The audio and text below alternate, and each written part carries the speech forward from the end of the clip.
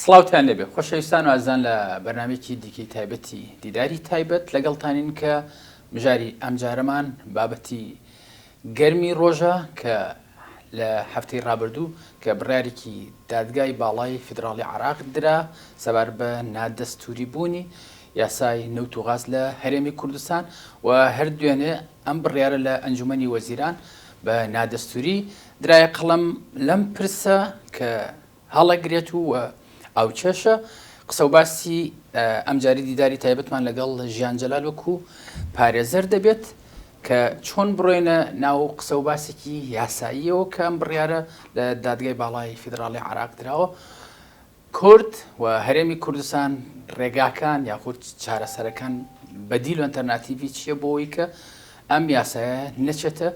بواری جێبەجێکردنەوە. ژیان جەلال وەکو پارێزەر زۆر بەخێراتی. زۆر سپاس. زۆر سپاس بۆ بەڕێستان. خانم چۆن ینی کە ئێمە کە باز لەم بڕیاری دادگای فیدراڵی عێراقین خێرا زەقی ئەماکەینەوە کاڵین دادگای ینی بڕیاری دادگای فیدراڵی عێراق پرسیارەکە لێرە فیدراڵەتی عێراق ناکەوێتە ژێر پرسیارەوە کە بەم شێوە دەستور پێشێر دەکرێت. بەڵێ طبعا سپاس بۆ دەرفەتە طبعا کە ئەوترێت دادگای باڵای فیدراڵی تر هەر بەناوەکە دیارە کە دەبێت ئەم دادگایەکی فیدراڵی بێ و بنەماکانی فیدراڵێت پەیڕەو بکات لە عێراقدا و تەوازن ڕابگرێت لە نێوان پێکاتە جیاوازەکانی عێراقا و ئەم دادگای دەبێت ئەوەندی ڕێخۆشکەر بێ بۆ پێکەوە ژیان و بۆ لێک نزیکردنەوەی لایەن و پێکاتە جیاوازەکانی عێراق نەک بە پێچوانەوە ببێتە هۆی دروستبوونی گرژی و بەتایبەت لە ئانوستاتێکی زۆر هەستیارە کە عێراق بەرەو هەنگاونانە بەرەو پرۆسەیەکی سیاسی نوێ ئەویش پێکەنانی کابینی نوێ حکوومەتی عێراقی و یەکلەیەکردنەوەی پرسی سەرۆک کۆمارە. طبعاەوەی کە ئەم مامەڵێ یاسایی ئەگەر ئێمە بە عاتیفەش ینی بڕیار نەدەین بۆ و خوێنەوەی بۆ نەکەین کە لەبەروی ئێمە کوردین و ئەو بڕیارەکە لە مەسلحەتی ئێمە نیە بە خوێندنەوەیکی یاساییانە بۆ بابەتای بکەین بەبێ لایەنگیری زۆر وازەحە کە ئەم بابەتە بابەتێکی تەواو سڕف سیاسیە و مەغزایەکی سیاسی لە پشتە و بە سیاسی کراوە هەیمەنە و هەژمونێکی سیاسی دەسەڵاتێکی سیاسی دادگای باڵای فیدراڵی خستۆتە ناو گەمە سیاسیەکانەوە و ئەم هەنگاوانی دوایی ئەم دادگایە بەرەو ئەو ئاقارە دەڕوات کە دادگاکە نیشانی پرسیار لەسەر دادگاکە دروستەکات ووا کات کە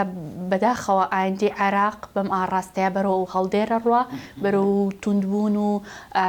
ئاڵۆزی و گرژی زیاترە ڕوە.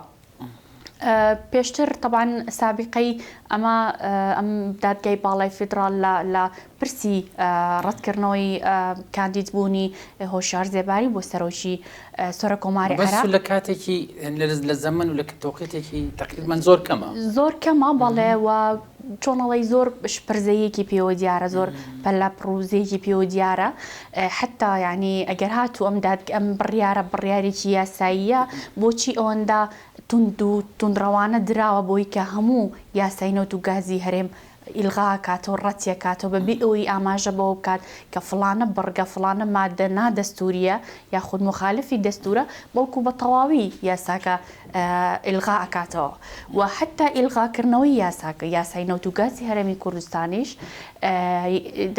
بڕیارەکەی دادگای فیدراڵی دەڵێت ئەم بڕیارە ئیلغا دەبێت و نەک ئیبتاڵی بێتەوە طبعاً جیاوازی هەیە لە نێوان ئیلغاکردنەوە لەگەڵ ئیبتاڵکردنەوە. بفرمایید تەفاسیلی یعنی ئەو وردەکاریانی بەڵێ طبعاً ئیلغاکردنەوە بۆ بابەتێکە بێت بۆ یاسایەکە بێت کە یاساکە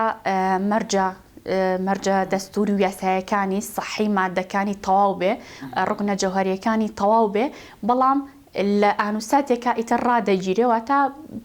بەڵام بەدیل نەک ئەوەی کە بە تەواوەتی یاساکە نەمێنێ بەڵکو دەڵێت لە دوای ئەم یاسایە چی ترکاری پێ ناکرێت دەبێت یاسایەکی بەدیل یاسایەکی نوێ دابڕێژێ بەڵام ئیبتاڵکردنەوە ئەوەیە کە یاساکە بە تەواوەتی ئەو یاسایە بڕگەکانی مادەکانی نادەستوری بووە ناقانونی بووە ڕوکنە جەوهەرەکانی تێدا نەبووە و کە ئیبتاڵە بێتەوە یعنی وەک وایە یاساکە هەر نەبوو بێ بە شێوەیەکی نهایی کۆتایی بە یاساکەیە بەڵام کە دادگای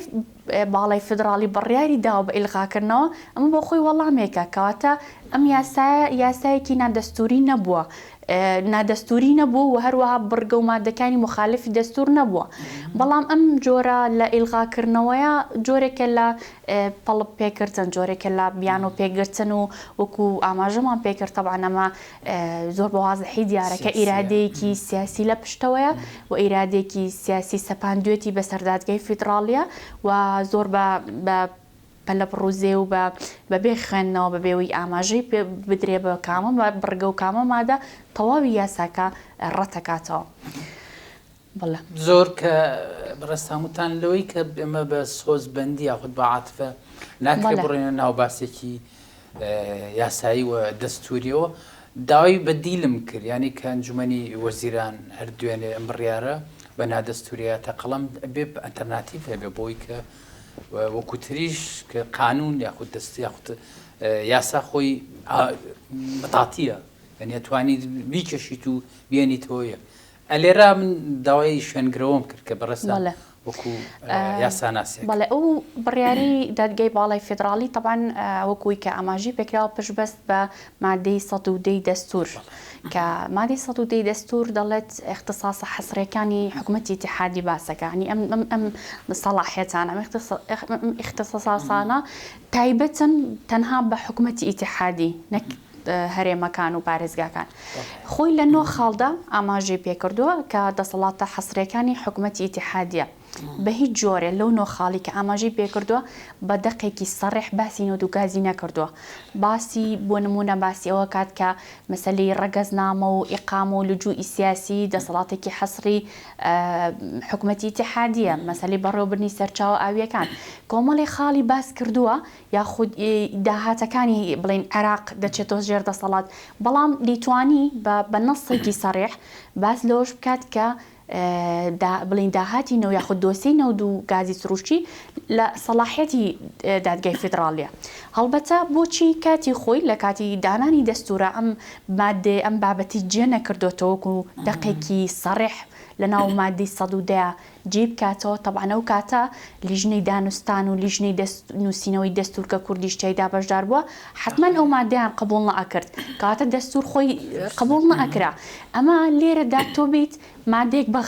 بەغموزی بهێڵیتەوە دواتر دوای تێپەڕبوونی 16 بۆ 17 ساڵ بەسەر دەرچوونی دەستورە تۆ بیت تەفسیرێکی بۆ بکەی بتەوێ بابەتێک جێ بکەیتەوە لە ناو مادێکی غامزە یعنی کە من بەستم لەوە بوو کە ئێمە ئەگەر بە تەڕەفگیری و بە عاتیفەش بڕیارنین بە بۆی کە ئێمە نەتەوەیەکین و ئەو بڕیاری دراوە دژی نەتەوەی ئێمە بووە بەڵام لە ڕووە یاساییەکە شۆمە جۆرێکە لە تاکتیکێکی زۆر ناشرین زۆر نەئەخلاقی بەپێی هەموو پێوەرەکان کە تۆ دانوستانەکەیت دوای 16 بۆ 17 ساڵ بیت بابەتێک بۆ ڕوژێنی بابەتێک ئیسارە بکەی کە ئەوتوانی لەو کاتەدا بە نەسێکی سەڕێح بێڵێ بۆچی لە مادەی 112 لە مادەی 112 زۆر بە وازەحی باسی نەوتەکە ئیتوانی کاتە مشەڕعی دەستور دیتوانی ئەم مادێش بە هەماشێ لە مادەی 110 زۆر بە سەڕێحی باسی نەوت و گازی بکردن نەک ئێستا تەفسیری وا بۆ بکە کە مەبەستی نەوت و گازە لە مادەی 112 باز لەوە دەکات کە بە حکوومەتی ئیتیحادی بە هاوبەشی لەگەڵ دەسەڵاتی هەرێمە ئیداری مەلەفی نەوتەکەم بەڵام بە یاسا یعنی بەش بۆ خۆی دەرچەیەکی تری یاساییە کامە یاسا یعنی دەستور ئەم مادەی دەستور باسی ئەو یاسایی نەکردووە کە ئەو دەستور ئەم یاسایە کامە یاسایە ئەگەر مەبەستی یاسای نەوت و غازە تا ئێستا یاسای نەوت و غاز لە عێراقا دەرنەچووە یاسایەکی کۆن هەیە کە عێراق خۆشی کاری پێ ناکە کەی سەردەمی ڕژێمی باسە کەواتە ئەم ژیان خان ببوورە پرسیارم لەوە هەیە کە دەڵێن ئەمە یاسای ساڵی 1975 عێراقا ئەوە چۆنە ینی تو لە 2022 بڕیارێکی وە بۆ یاسایەکی وا کە لە سەردەمی ڕژێمی بەعسا کە ڕژێمێکی فاشی دیکتاتۆر بۆ ئێستا لە عراقێکی فیدراڵی دەستوری بەڵێ طبعاً هەم زروفەکە هەم دۆخی سیاسی عێراق هەم جۆری گرێبەستەکان هەم ئەو بنەمایی کە حکوومەتی مەسەڵەن ڕژێمی بەعەز لە گرێبەستە نەوتیەکانە کردوێتی زۆر جیاوازێکی زۆر هەیە غەیری پێش 2003 دوای 2003 کاتە یاسایەکی کۆن ناتوانێت تەنزیمی ئەمە بکات تقریبا بۆ زەمانەکەشی لە ڕووی تەکنیک و تەکنۆلۆژیاش ئەکید هەموو ئەمانە گۆڕانکاریەکی زۆر هەیە بۆ ئەو کاتە عێراق تقریبا داخراو بوو ینی کۆنتاکت و لینکی لەگەڵ وڵاتانە ینی سنوور و حدود و پەیوەندیەکانی ینی ئەوە نەبوو تایبەتی تر کە ببوورە قسەکان ینی نەکەم لە بیری نەکەی لەوەی کە ئەو کاتەی عێراق بوونی ئەم تەکنۆلۆژیایە و بوونی ئەو تەکنیک و بوونی ئەو کۆنتاکتانە ینی کەمتر بووە بە تایبەتی ئەمە و هەموو کۆمپانیایە کە دەبینین ینی دەبینینەوە کە ملیار دۆلاریان خەرج کردوتە ژێر سەرخان و ژێرخانی هەرێمی کوردستان. بەڵێ طبعاً یاسا دەبێت بۆ سەردەمی خۆی بنووسرێتەوە. ئەم یاسایە تەنانەت بۆ عێراقیش دەستنایە چ جای ئەوەی کە هەرێمی کوردستان بێت تەنزیمی علاقاتی نەوت و دۆسەی نەوت لەگەڵ عێراق لەگەڵ حکوومەتی ئیتیحادیە بکات لەسەر بنەمای یاسایەکی بەسەرچوو یاسایەکی کۆنی یاسایەکی ینی هیچ چیچی لە بارەوەنی ئەو یاسایە کاتە ئەمە خەلەلەکە لە هەرێمی کوردستان نییە بەڵکو لە حکوومەتی ئیتیحادیە کە بۆ دوای ئەم هەموو ساڵنی توانێ و یاسایە دەربچێنێ. ئەمە ینی ئەمە هیچ بە پرسیارەتێک ناکێتە سەرشانی لە خۆ دەکەمەوە بۆ هەڵبەتەوە خۆیان نازام پێم وانە بابەتەکە لە لای ئێمەوە بێت بەڵکو کەم تەرخەمی عێراق ئەمە ئەگەر بمانێ عێراق و هەرێمی کوردستان 2000 بە نەوت و غاز ینی داهاتی ئەم سەرزەمینە ئەوەیە ینی ئەمە لە لای من پرسیارە بەڵام ئەکرێ پسپۆڕەکەی بەڕێستان و یاساناسێک چۆن یاسایە دەرنەکراوە کە لە هەرە لە پێشینەکان لە ضرورەتی ئەو یاسایە دەبواە هەبواە پرسیارەکەم لەوەیە بۆ طبعا ئەمەژە چێتە چوارچێوی هەموو پێشێلکاری دەستورانی کە حکوومەتی ئیتیحادی کردوێتی کاتە خۆشی پابەند نییە بە دەستورەوە کاتە خۆشی مخالفی مادەیەکی دەستوریە کات کە باز لە یاسایەکە یاساکەش تا یاسا خۆی بوونی نییە کاتە ناکرێ دادگای باڵای فیدراڵیش بێت ئەوە بە ئێمە بفرۆشێتەوە کامە دادگایەکە زۆر پارێزەری سەروەری یاسایە و پارێزەری مافەکانی دەستورە لە کاتێکە چەندین پێشێلکاری تری دەستوری بوونی هەیە و ئەم دادگایە لێ بێتەنگە واتە ئیسارەکردنی ئەم بابەتە وەکو باسمان کرد تەواو موسەیەسە تەواو بە سیاسی کراوە تەواو ئیرادەیەکی سەرو ئەوە ئەم دادگای ئاڕاستاکات و ئاماژەکان بەداخەوە ئەومان بۆ دەرەخەن کە ئەو جەنگی کە ئێستا لە عێراقا ئێتر سەر هەڵەدا جەنگی پێشتر سیاسی و سەربازی و ئابووری بوون ئێستا جەنگی قانونیە واتە دەیانەوێت بە لە ڕێگەی یاساوە کوردستان و هەرێمی کوردستان تەحجیم بکەن هەرێمی کوردستان لە قاڵب دەم بچووکی بکەنەوە پەراوێزی خەن ئەکرێ بەم تەشبیە ینی حکوومەتێک لە دوایەکەکانی عێراق بە تایبەتی تر ڕژێمی بەعەز سوورەتێکی قورئانی ئەکردە ئەنتەرناتیڤ بۆی کە تۆ ئەنفالکە بە دیوەک لە دیوەکانە تۆ کیمیاباران نەکرد بە هۆکاریانی هەر کاتە و بیانوویەکی ئەسکەرتاری و دوجار لێرە ئەمە کەوتونێتە زەمانێک کە حتمما چاودێری دنیا هەیە ینی ناتوانێت ئەو کارانەی پێشتری لە پێشینە بکاتەوە هاتووە بە یاسایەکی مەتاقی و مەخصوسەن ئەمە کە چینە دیراسی زمانی عەربی و زمانی عەربی زمانێکی هەندە ئاڵۆزە دەتوانێت ئەو یاریە تیا بکرێت ینی یاریە یاسایانەکە بکرێنە سیاسی بەڵێ طبعا وەکو ئاماژەمان پێکرد ئەوە بابەتەکە دەیانەوێ ینی بابەتێکی سیاسی لە ڕێگەی قانونەوە یەکلای بکەنەوە و ئەم کابینە کاتی کە ئێستا لە حکوومەتی عێراقیا بوونی هەیە کە باڵێ کار بەڕێکەرە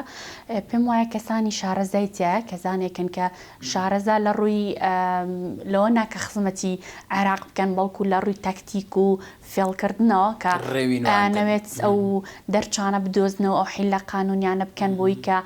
کوردستان لە ڕێگەی ئەم جەنگە قانونیەوە دووچاری کێشە و مەترسی تر بکەنەوە بەڵام وەکوی کە باسمان لێوە کرد تەوان مادەی پێم باشە ئاماژە بە مادەی 115 بکەم وەکو باسمان کە لە دەسەڵاتە حەسریەکان کە لە مادەی 110 هاتووە لە مادەی 15دا ینی ئەوی کە مادەی 110 تەواوی نەکردووە مادەی 115 تەواوی ئەکات و ئەکرێ لە مۆری شێکات کە دەڵێت ئەو بابەتەی لە ناو دەسەڵاتە حەسریەکانە باز نەکرابێ ناوی نەهات بێ بە تەواوەتی لە دەسەڵاتی هەرێمە بە تەواوەتی کەواتە نەوت و گاز بە دەقێکی سەریح ئاشکران نەهاتووە لە ناو مادەی 110 کەواتە ناچێتە قاڵبی دەسەڵاتە حەسریەکانی حکوومەتی ئیتیحادیەوە کەواتە بە تەواوەتی لە دەسەڵاتی هەرێمایە وەگەر هاتوو معارەزیش بوو لەگەڵ یاسایەکی حکوومەتی ئیتیحادیە هەر دەڵێت هەر لە مادەیە ئەولەویەت بۆ یاسای هەرێمە بەم حیلە قانونیە کە هەرێمی کوردستان یاسای نەوت و غازی هەیە بەڵێ و لە هەمان کاتە لە مادەی 111 دیسانەوە تەکیلەوە کاتەوە کە با بڵین دەسەڵاتەکانی تەشریع و تەنفیزی و ئەوانە بۆ حکومەتی هەرێمی کوردستان ئەم دەسەڵاتانەی هەیە کاتەمانە هەمووی ئەگەر بڵێم ئەوان حیلەی قانونیانەمان هەمووی ینی چەکێکن کارتێکن بەدەست هەرێمی کوردستانە کە دەتوانێت بەکاریە بێنێ بۆی کە هیچ ڕێگریەکی سەڕێح لە دەستوران نەهاتووە بۆی کە هەرێمی کوردستان خاوەنی یاسایەک نەبێ کە ئیدارەی دۆسیەی نۆتی خۆی پێ بکات و سەبارەت بۆ پرسیارەشت کە بیرم نەچێتەوە کە پێشتر کردت بەڕێستان سەبارەت بۆی کە ئایا ئەڵتەرناتیڤ چی ینی چۆن کاردانەوەی هەرێم ئەبێت چی بێ ئەم پێم وایە بابەتێک کە بە سیاسی کرابێ هی ئەوەنی ئێمە دانیشین بە قانونی بۆی بگەڕین و وەزەڕەبین مادە قانونە فلانە بڕگە فلانە مادە لەبەرێن بابەتە لەسەرەوە بە سیاسی کراوە پێم وایە عیلاجەکەشی هەر بە سیاسیە بێت بۆیە هێشتا سوڕێکی وازەح نییە بۆی کە ئایا ئایندە و لێکەوتەکانی ئەم بڕیارە چی ئەبێت بەڵکو ئەوە دواتر ئایندە دەریەخات کە لێکەوتەکان چۆنە بن دەکرێت مەسەلەن دوای پێکێنانی حکوومەتی نوێ دوای ئەوەی کە بزانین ئایا حکوومەتە کێ بەڕێوەی دەبات و لایەنە سیاسە بەشداربووەکانی حکوومەتی عێراقی کێ دەبن دەکرێت هەرێمی کوردستان دانوستان بکات لە ڕێگەی دانوستانی سیاسیەوە یاخود لەبەروی بڕیارێکی دادگا بڕیارێکە قەتعی و تەمیز ناکرێتەوە ئێمە ناتوانین تاعنی لێبینەوە بەڵام دەتوانین لە ڕێگەی سکاڵای ترەوە ینی سکاڵای تر بکەین لەسەرەوەی کە بۆ نمونە هەند چەندین پێشەلکاری تری دەستوری هەیە دەتوێت بڵێ وەکو جەبرێکی سیاسی تا ڕادەی ڕوبەڕبوونەوەی سەربازی ینی هەرێمی کوردستان ڕوبەڕۆ بێتەوە ئەگەر بڕیارەکانی دادگای فێدراڵی قەتعی بن زانی من بەسم لە ڕواحەتی کوردەکە نابەزێت ینی خۆی ئەمە بینیمان لە دوای ڕووداوەکانی 16 ئۆکتۆبەر و لە دوای ئەوەی کە تا پردێ و سەحێلا کورد چۆن ئەبرامزی تێکشان ینی ڕۆن ینی بەو شێ قسە وا دووە بزانم نانە ئەوە نەبوو دۆزیحی زیاتری بەمێ کە ئەڵێ قەتعی و باتە معنەوەی ناتوانین تاعنی لێبیت ینی تاعن ناکرێت و بەڵام سکاڵا جیاوازە توانین سکاڵا بکەیتەوە دووبارە لە لایەکی ترەوە مەسەلەن کە ئەڵێن ئیبتاڵی نەکردوێتەوە بەڵکو ئیلغای کردوێتەوە کاتە دەتوانرێت یاسای بەدیل دابنرێ یاساکە بەڵام چۆن بە هاوبەشی ئەبێ لەگەڵ حکوومەتی ئیتیحادیە ئەم یاسایە چۆن بە چۆن ئەنووسرێتەوە ئەمەش پێویستە لیژنەیەکی مختصی پسپۆڕی ئابووری پسپۆڕی یاسایی بەشدار بن لەو نووسینەوەی ئەو یاسایە بۆی کە مافەکانی هەرێمی کوردستان فراهەم کرێ و هەرێمی کوردستان بێبەش نەکرێت ئەمە هەنگاوی دواترە بێ کاتە من پێم وایە کە ئەم بڕیارە دراوە نهایەتی دنیا نییە و کورد زۆر باڵنی شتەکە زۆر بە زەقی ببینێ لەبەرەوەی ئەسڵان دادگای باڵای فیدرالیز خۆشی لە هەمووان باشترە زانێ کە تەنفیزکردنی و بڕیارە زۆر قورسە بگرە مەحاڵە لەبەرەوەی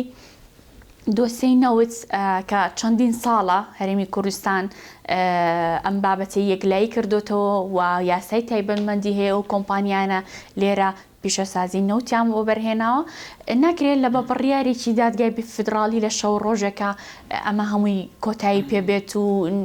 فایلێک نیە ئەمە تەسلیم بە بەغدادی بکەین دوجار جێبەجێکردنی یاساکانیش ئەرکی دادگای فیدرالی نییە دادگای فیدرالی تەنها بڕیارێکی دەرکردووە مەسەلەی جێبەجێکردنەکە خۆ دادگای فیدرالی ناتوانێت هێزی ئەمنی نییە بچێت بێتە سەر هەرێمی کوردستان و یاساکەمان بە زۆر تەجروبە شتێکی زۆر زەخ لای من هەمیشە ئەوە ینی لۆکیشنا ئەمێنێتەوە لەوەی کە دادگای فیدراڵی عێراق بڕیاریدا بۆوانی کە ڕەفراندۆمیان ئەنجامدا چۆن پراکتیکی ئەو ینی ئەمەش بۆ شێوەیە ئەو بڕیارانە لە جهێتە تەنفیزەکە وەکو خۆی ئەمێنێتەوە ئیتر دەکرێت بڵێت تۆزی لەسەرەنیشێ چونکە پێم وایە جێبەجێکردنی قورسا و دادگای فیدرالی خۆشی ئەزانێت کە جێبەجێ ناکرێت و هەرێمی کوردستانیش هەر لە تەسریحاتەکانی بەڕێستەرۆکی هەرێم و سەرۆکی حکوومەت و سەرۆکایەتی پەرلەمان یعنی ترەوە ڕای فەرمی هەرێمی کوردستانە کە ڕەتیان کردووتیان بە هیچ جۆرێ قابلی قبوڵ و جێبەجێ ناکرێت بەڵام دادگای باڵای فیدرالی مەبەستی نییە کە ئێمە بۆ بەیانی بڕیارەکە جێبەجێ بکەین ئەوەندەی مەبەستی ئەوەیە کە ئەمانە وەکو کارتی فشار بەکاربێنێ لە ئانوساتی هەستیارە بەرامبەر بە کوردستان و پێم وایە ئەمە هەنگاوی کۆتایی نابێ و و لە داهاتوە هەنگاوی تریش ئەنێن لەو وارێ بۆ نمونە ڕەنگە بڵێن چۆن لە مادەی نوێ هێزی پێشمەرگە وەکو بەشێک لە مەنزومەی دیفاعی عێراقی باسەکە ڕەنگە ماوەیەکی تر پەڵپی ئەوەش بگرن کە ئەبێ بگەڕێتەوە وەزارەتی پێشمەرگە هەڵبوەشێتەوە بگەڕێتەوە سەر دەسەڵاتی بڵین بەرگری عێراقی یعنی ئەمانە هەمووی ئەکرێت بەڵام تاکەی ئەم بڕیارانەوە بۆ معەڵەقی ینی بهێڵێنرەوە بەتایبەتی تر کە من دراسەیەم باسم کرد لە 2012 هەمان بڕیار دەرچووە ینی دوای 10 ساڵ کە ئێستا 2022 ینی بێ و بڕیارانە داگیرن یعنی بۆ معەڵەقی باڵواسراوین نەوێنەوە دووبارە ینی لە ئەگەری ئەوەی کە ینی هەر دەقێ تۆ ئەمە هەرێمە معارض بێ بۆی کە ئەوا هێرشێکی دەستوری یاسایی بکرێتە سەر ئەبێ بە باسەکان ینی ڕوونتر بکرێنەوە ئەم باسە یاساییانە بەڵێ طبعا ئەوەی کە هەیە وەکو باسم لێ کرد حکوومەتی بڵم دادگای باڵای فیدراڵی خۆشی قەناعەتی بەو بۆ نییە و مستحیل عنی جەبەجێکردنی ئەمە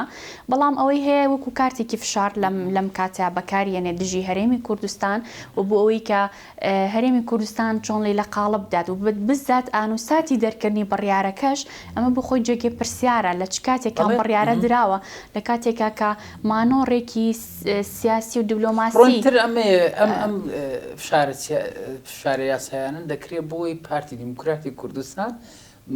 ملدانێکی سیاسی بە ینی ئەکرێ بڵێن لە پشکەوە لەسەکان و شتانی تران ڕویان کە ینی بە پارتی دەڵێن تەنازل دەبێ بکەیت بەڵێ طبعا ئەوانە هەمووی ئەو ئەسبابانن کە لە پشتی بڕیارەکەون لەوانە بۆ نمونە جوڵاندنی ئەم بابەت و ئیسارەکردین لەم ئانوساتەیە کە چەند دیدارێکی مەسەلەن لە سەرەتای مانگی شوباتە دیداری سەرۆکی هەرێم لەگەڵ بەڕێز لە چوونە تورکیان و دیداریان لەگەڵ ئەردۆغانە بەڵێ قسەکردنیان لەسەر مەسەلی گازی سروشتی و هەناردەکردنی و دیدارەکانی بەڕێز سەرۆکی حکوومەت لەگەڵ قەتەر و ئیماراتە کە هەر لەم مانگەدا ڕوویدا ئەمانە جۆرێک لە ترسی جۆرێک لە نیگەرانی لای حکوومەتی ئیتیحادی دروست کردو بۆی کە ئەمانە بنە پوینتێک کە هەرێمی کوردستان بەرەو قوتێکی اقتصادی زۆر باشە ڕوە و پێگەی لەسەر ئاسی دەولی بەرەو بەهێزترە ڕوە و بزات هەوڵێکە بۆەوەی کە ئەو خەونە لە گۆڕ بنێن کە هەرێمی کوردستان بتوانێت لە ئایندەیە گازی سروشتی هەناردەی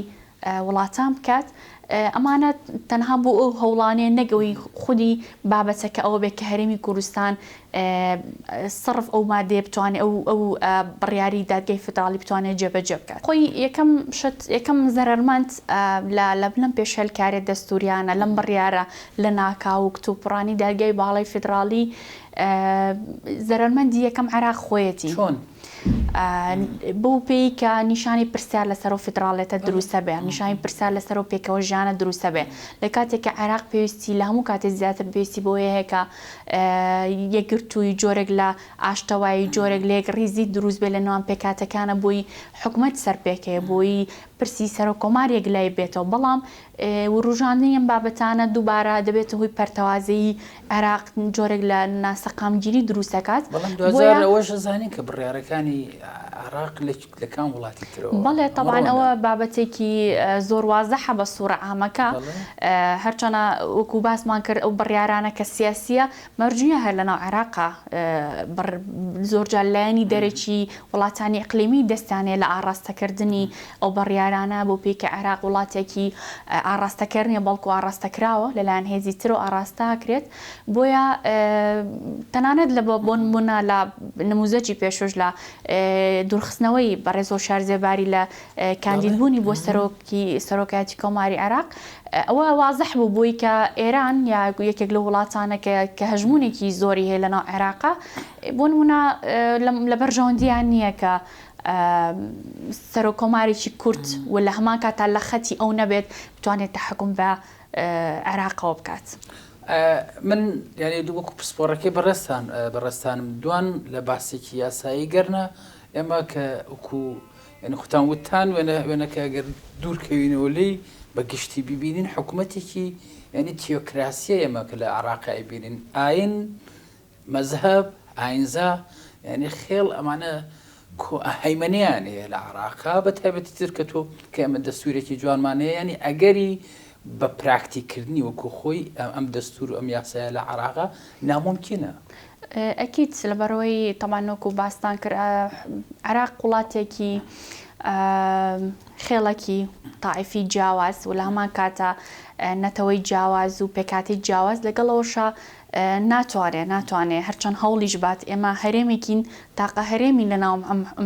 وڵاتە فیدراڵە هێشتا نەتوانراوە ئێمە مافەکانمان فراهەم کرێ. زۆر وڵات هەیە کە چەندین ئیقلیمی هەیە و هەموو مافەکان و تەنزیمێکی و ئیدارەدانێکی باشی بۆ کراوە، بەڵام ئێمە هەتا ئێستا بە دەستوریشەوە کە خۆمان لۆبیمان بۆ دەستوری عێراق کرد، خۆمان دەنگمان بۆ کۆ کردە و پەسەندمان کرد، هێشتا چەندین پێشێلکاریمان هەیە. ئەمانە هەمووی ئەوە دەرەخەن کە ئایندە کورد لە هەموو پرۆسە سیاسیەکانە بە ئومێدەوە بە دروستکایی هیواوە ئەچێتە پێشەوە، بەڵام هەر لە دەست پێکان ناومێد دەکرێت بۆی کە پرۆسی سیاسی لە عێراقا بە هیچ جۆرە سەرکەوتوو نابێت. هەمیشە عقڵەتی شۆڤێنی، عقڵەتی خێڵەکی و مەسەبێتی، عقڵەتێک و مێنتەڵەتێکی زۆر باڵایە بەسەر تاجی عێراقیا، بەسەر سیاسیەکانی عێراقیا و لە هەر منفەزێک بۆیان هەڵبکەوێت کە چۆن زەربە لە هەرێمی کوردستان بن، چۆن کوردستان بچووک بکەنەوە درێخیان نەکردووە. ئەوەی کە گرنگە بەلای منەوە بەڕاستی ئەوەیە کە هەرێمی کوردستان هەرچۆنە بەداخەوە یعنی ئەمە زۆر کات نایەتە دی، بەڵام گرنگە هەموو هێزولانە سیاسیەکانی کوردستان لە کە دەچنە بەغدا لە هەر پرسێکی نەتەوەی یەک ڕیز بن، یعنی مەسەلەی پۆستە سیاسیەکان ئەگەڕێتەوە بۆ ناکۆچە بەڵێ مەسەلەن پۆستە سیاسیەکان نەبێتە ڕێگر لەوەی کە ئێمە پەرتەوازە بکات لەسەر پۆستێکی سیاسی، لەسەر بابەتێک ئێمە گرژی و ئاڵۆزی و دووبەرەکیمان تێ بکەوێت. بەرەوەی زامنی ئەوەی کە ئێمە چۆن قەواری هەرێمی کوردستان بپارێزین، دەستکەوت یاخود مافە دەستورەکان بپارێزین، پێش ئەوە دەبێت خۆمان لەناو خۆمانە ئەگەر لەناو خۆشە کۆک نەبین لە دەرەوەی خۆمان دکچینە بەغدا و لەوێ لە ئەنجومەنی نوێرەران بتوانین یەک ڕیز بین، کۆدەنگ بین لەسەر ئەو مافە دەستوریانە. بەڵام ئەم کۆدەنگیە زۆر جار شکالەتی تێکەوێت. پێشتر وتم کە عێراق ینی بە بەواقعی نییە بەدەست عێراقیەکانەوە، دوجار ئەمەش لە هەرێمی کوردستانە ئەمە حزب گەلێک دەبینین کە بڕیارەکانیان ڕۆژ زۆر بەڕوونی، ینی منە لێرا تەرەفداریش ئەگەر بکەم ئەمە ڕوونە لەوەی کە بڕیارەکانی ئەو ئەحزابانەی کە کوردن و بێ کورد تەبابێ لە نێو ئەحزابە لە نێو خودی سەرکردایەتی خودی کەسەکانی ئەو حزب نادرێت. کاریگەری دەستی دەرەکی لەسەر بڕیارە ناوخۆیەکانی هەرێمی کوردستانە، ئەمەش هەمیشە بوونی هەیە بەداخەوە. ئەوەی کە هەگرنگە بەڕاستی هەرێمی کوردستان یەکەم شت لە ناوماڵی خۆیدا بتوانێت یاسای نەوت و گازگەیەکێکە لە یاسا ینی پرۆژەیەکی باشە بۆ هەرێمی کوردستان بۆی کە لە ڕووی اقتصادیەوە خاوەنی ژێرخانێکی ئابووری خۆی بێ، بەڵام چۆنیتی ئیدارەدانی ئەم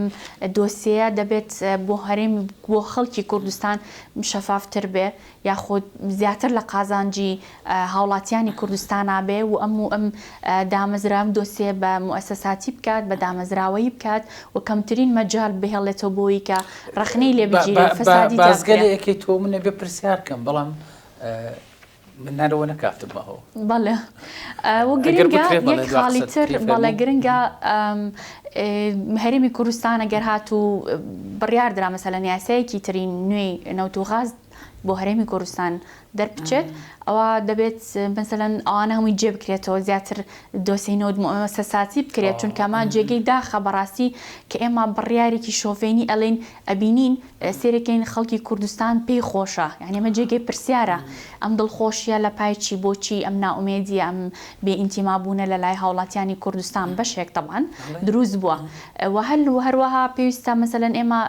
حکوومەتی هەرێمی کوردستان بیری لەوە بکردایەوە کە لە چەند ساڵی ڕابردووە خانی کۆمپانیایەکی نیشتیمانی بین، کۆمپانیایەک بین کە نوێنەرایەتی ئێمە بکات لە گرێبەستەنەوتیەکانە. دوجار ئەوەی کە هەیە ئێمە